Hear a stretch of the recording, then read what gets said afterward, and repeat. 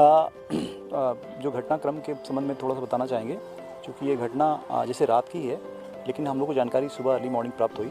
तो हमारे एसडीओ साहब योहन कटारा साथ में खड़े हुए हैं, इन्होंने सूचित किया मुझे कि एक तेंदुआ लैंटाना जैसी झाड़ियों में बुरी तरह से फंसा हुआ निकल नहीं पा रहा है।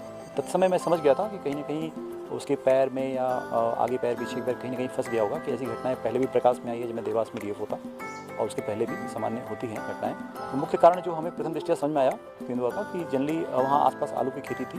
ये लोकेशन है, यहाँ से हरसोला गाँव है, महू रेंज के अंतर्गत आता है। वहाँ पे एक पहाड़ी पे, जो कि राजस्व की पहाड़ी है, उसी के झुरमुटों में था ये। और जो एक जंगली क्या होता है, किसान अपने समय आलू की खेती बहुत ज़्यादा है, तो उस जंगली सुअर का प्रकोप रहता है, वो आते हैं उनकी फसलों को नष्ट करते हैं। तो उसके बचाव के लिए कई बार इन लोगों ने अज्ञातवश, चूँकि ये वन प्राणी अधिनियम 1972 के अंतर्गत ये गैरकानूनी माना जाएगा, बट कभी कभी अज्ञानतावश उनके द्वारा ऐसे लगा दिया जाता है कंट्रोल करने के लिए सुअरों को।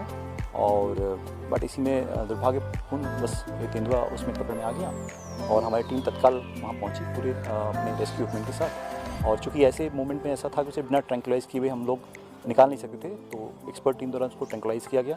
मुख्यालय संबंध में प्रॉपर अनुमति किया गया। हमारे CW LW साहब, श्री सेन साहब हैं, PCCF साहब वन्य प्राणी भोपाल, उनको सूचित किया गया। हमारे अपर प्रधान मुख्य संरक्षक वन्य प्राणी श्री कृष्णमूर्ति साहब को भी सूचित किया गया, उनसे अनुमति भी दिया गया। वो लेने के उपरांत पूरा रेस्क्यू कार्य किया गया। रेस्क्यू के उपरांत हम लोग इसे रिलीज़ करना चाह रहे थे, लेकिन जब परीक्षण किया गया तो उसमें ये प्रकाश में आया कि इसके पुराने पीछे पैर, जहाँ से अटका हुआ था, तार फंसी हुई थी, वहाँ पे कहीं ना कहीं उसके पैर थोड़ा सा डैमेज समझ में आ रहे हैं, क्योंकि वो उठ के चल नहीं पा रहा था।